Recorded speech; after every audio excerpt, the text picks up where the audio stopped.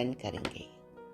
तो दादी की नम्रता इतनी निराली थी कि जिसकी हम कोई कल्पना भी नहीं कर सकते हैं।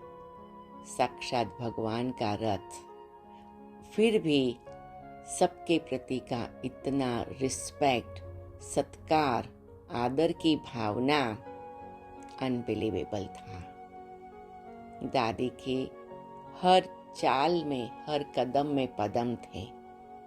हम जब भी मधुबन में बाबा के बच्चों को लेकर जाते थे, दादी उनसे मिलती थी तो सबको ये बार बार याद कराती थी, भगवान मिला है उसकी खुशी है, मैं खुश नसीब आत्मा हूँ ये स्मृति रहती है, खुशहाल फरिश्तों की चाल। ये दादी के कुछ मंत्र होते थे जो विशेष करके नए बाबा के बच्चों को दादी जैसे कान में सुनाती थी, सामने सुनाती थी, लेकिन जैसे कि ये मंत्र को याद रखो, उससे सब काम ठीक हो जाएंगे, सब बातें सरल हो जाएगी, सब रास्ते साफ हो जाएंगे। और जिस रीति से दादी कहती थी, उस समय जो दादी दृष्टि देती थी, जिस रीति से दादी टोली देते थे, दादी का हाथ उनके हाथ को स्पर्श करता था और जैसे कि पारसनाथ बाबा स्पर्श कर रहा है, जैसे कहते पारस का हाथ, पारस का स्पर्श लोहे को सोना बना देता है, ऐसे दादी का भी स्पर्श सब आत्माओं को ऐसे उड़ा देता था। क्योंकि बहुत सारे बाबा के बच्चे तो 1969 के बाद पधारे, बाबा के बने। जब ब्रह्मा बाबा तो अव्यक्त हो गए, संपूर्ण हो गए, तो साकार में बाप दादा ने, शिव बाबा परम पिता परमात्मा और ब्रह्मा बाबा संपूर्ण अव्यक्त फरिश्ता, दोनों ने दादी गुलजार के तन द्वारा सभी को ऐसी भासना दी जो उनकी उपस्थिति में अशरीरी बनना, विदेही बनना, आत्मिक स्थिति में स्थित होना सरल हो जाता था। और वो स्मृति लेकर आत्माएं जब मधुबन से अपने स्थान पर वापस लौटती थी, तभी भी सबको ऐसे महसूस होता था वो दृश्य उनकी नज़रों में आए और वो जहाँ भी हो वहाँ उस स्थिति में स्थित हो जाए। तो दादी गुलजार का रथ, जिसको हम छोटा नंदीगण कहे या दूसरा भागीरथ कहे, वो तो बहुत ही विशेष रहा, लेकिन साथ साथ दादी गुलजार की आत्मा भी जैसे कि फ्लोलेस डायमंड, बेदाग हीरा थी, जो शुरू से ही एक ऐसी सुंदर कला की मालिक थी, एक कला की कलाकार थी कि निश्चिंत रहना, हल्का रहना, निसंकल्प रहना। क्यों?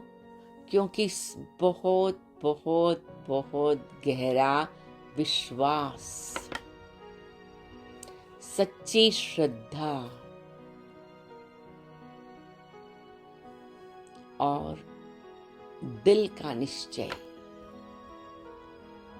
बाबा बैठा है, बाबा करेन करावनहार है, बाबा कल्याणकारी है। ड्रामा में जो होता उसमें कुछ न कुछ अच्छाई छिपी हुई है। ये जो साक्षात भगवान के महावाक्य, जो मीठे प्यारे ब्रह्मा बाबा ने अनेक विघ्न परिस्थितियां, मुश्किलातों के बीच में पकड़ के रखे और यज्ञ की नाव चलती रही, वो ही कदमों पर दादी के मन की स्थिति, बुद्धि की स्थिति इतनी स्थिर रही कि जो बेहिसाब थी, जब भी यज्ञ में कोई सेवा के कारण, कोई कारोबार के कारण कोई ऐसी बात आती, सभी दौड़ के दादी गुलजार के पास जाते, बाबा को पूछो दादी ऐसा है क्या करें। दादी जैसे कि पहाड़ की तरह अचल अडोल स्थिति में मुस्कुराते हुए, सब ठीक हो जाएगा, बाबा बैठा है, ड्रामा कल्याणकारी है। आने वाला व्यक्ति अनेक प्रकार की बातों से मन ही मन में उलझा हुआ होता, वो दादी की ये शब्द सुनकर बैठ करके जैसे कि ठंडा बर्फ जैसा बन जाता। अरे दादी आप क्या कह रहे हैं।